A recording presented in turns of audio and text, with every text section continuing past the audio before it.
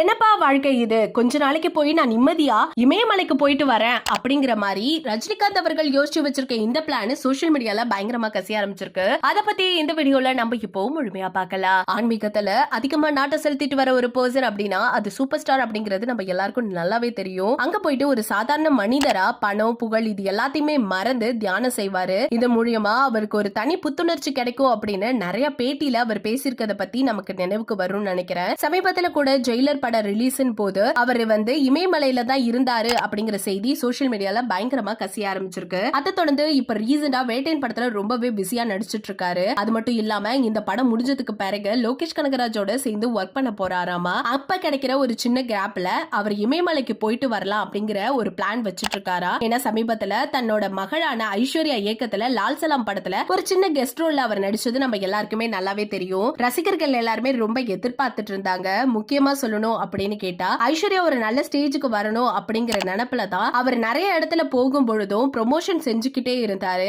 ஆனா படம் எதிர்பார்த்த அளவுக்கு எந்த ஒரு வசூலுமே பெறலையாமா. செம்ம பிளாப்பா. அது மட்டும் இல்லாம ஐஸ்வர்யா அப்பா நடிக்காம வேற யாராவது நடிச்சிருந்தா கண்டிப்பா அந்த ரோலுக்கு சூட்டபிளாவும் இருந்திருக்கும், நல்ல ஹிட்டும் அடிச்சிருக்கும் அப்படிங்கிற மாதிரி நிறைய பேர் சொல்லிக்கிட்டு இருக்காங்க. ஏன்னா சூப்பர் ஸ்டார் தான் அந்த படத்துல ஒரு நல்ல லீட் ரோல்ல நடிப்பாரு அப்படிங்கிற மாதிரி தான் நிறைய பேர் போய் பார்த்துட்டு வந்திருக்காங்க. ஆனா அதுல அவர் கெஸ்ட் ரோல் வந்தது எல்லாருக்குமே ரொம்ப மன கஷ்டத்தை கொடுத்திருக்கு. நிறைய விமர்சனுக்கு இதுதான் காரணமாவும் ஆயிருக்கு. இதெல்லாம் ஒரு புறம் இருக்க, தான் அக்காவுக்கு போட்டியா நான் கண்டிப்பா படம் எடுப்பேன் அப்படின்னு சொல்லிட்டு சௌந்தர்யா அவர்களும் படத்தை ஏற்கிறதுக்காக முன்னாடி நிறைய செயல்களை பண்ணிட்டு இருக்காங்க. இதுல கண்டிப்பா தலைவர் நடிக்கணும் அப்படிங்கிற மாதிரி அடம்பிடிச்சிட்டு அதுக்கான டேட்டையுமே கேட்டுட்டு வந்தாங்களாமா. ஏற்கனவே அவங்க அப்பா கூட சேர்ந்து ஒரு படம் எடுத்திருப்பாங்க, அதுதான் கோச்சடையான். செம்ம ஃபிளாப் அடிச்சது நம்ம எல்லாருக்குமே நல்லாவே தெரியும். அப்படி இருக்க நிலையில திரும்ப அவங்க அப்பா நடிக்க ஒத்துப்பாங்களா அப்படின்னு தயக்கத்தோடயே சௌந்தர்யா கேட்டிருக்காங்க. ஆனா ரஜினி அவர்கள் அதுக்கும் ஓகே சொல்லிருக்காங்க. என்னதான் இருந்தாலும் இவங்க அவங்களோட மகள்ல, சோ அவங்க தோத்துட கூடாது அப்படிங்கிற எண்ணம் அவருக்கு கண்டிப்பா இருக்கும்ல.